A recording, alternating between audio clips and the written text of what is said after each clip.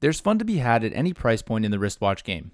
You've probably heard that before. It's a common anecdote, and it's usually followed by a long-winded paragraph about how much fun budget and microbrand watches can be. From personal experience, I can tell you that it's all true.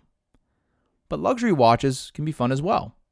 This may seem obvious, but many would suggest that most of the fun when it comes to luxury watches is found in the chase. That once they're yours, they quickly become the new normal. Here's a personal story to challenge that perspective. I bought my first luxury watch while on vacation in Aruba. I had been into watches for a few years, but still lacked that one piece that I had to save up for. A piece that was a physical representation of all my hard work, one that I imagined would get me a seat at the table with serious watch collectors and enthusiasts.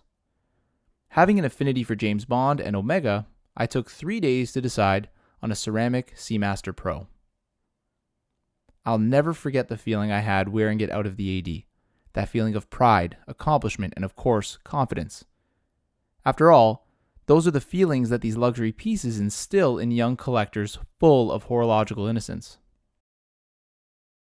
But of course, as time went on, those feelings became fleeting.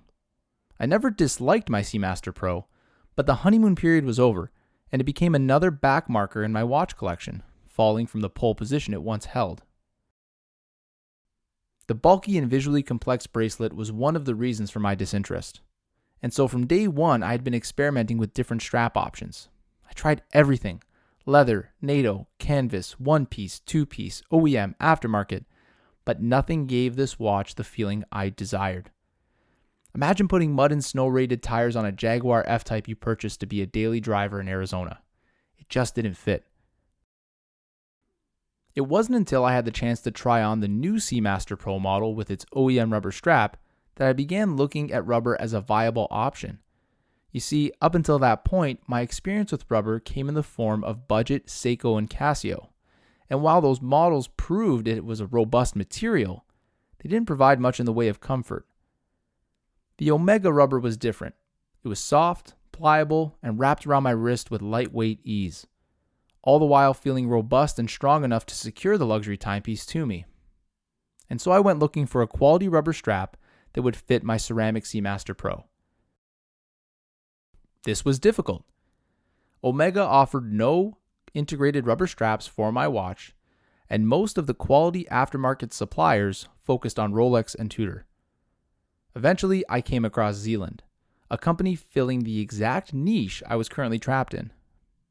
At first, it seemed too good to be true, and seeing that they were a relatively new company, I knew I was taking a bit of a risk. It paid off. Shipping from France to Canada was surprisingly quick, and the package was larger than any I had seen with similar contents inside. Upon opening the outer box, I was greeted by a handwritten card signed by the owner of Zealand, Alexandre. A nice touch, but nothing I hadn't seen before. What did shock me was the sturdy white box with a bow on it. This was a very nice touch. After removing the tightly tied bow, clearly put on with care, I opened the box to find a warranty card, branded cleaning cloth, and two-piece strap pouch. Was I shipped a new strap or a whole new watch?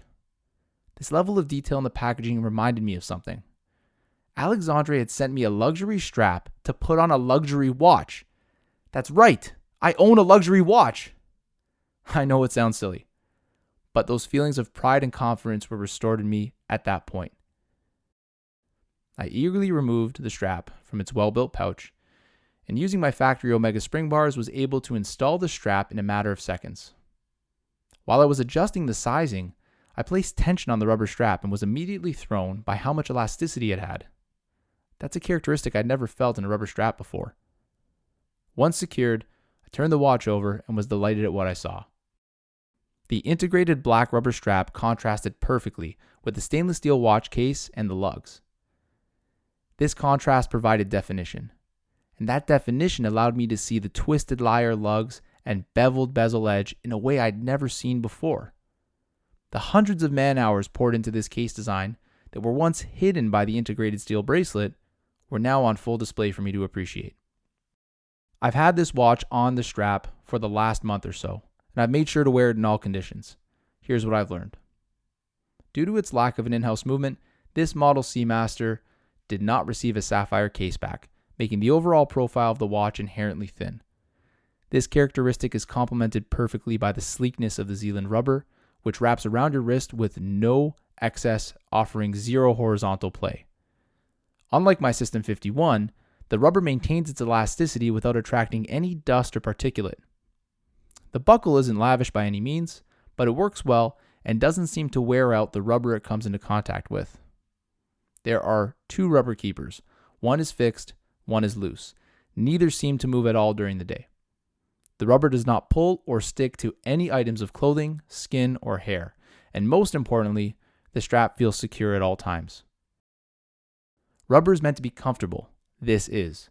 It's meant to be durable. This is. It's meant to look sporty and sleek, and this does.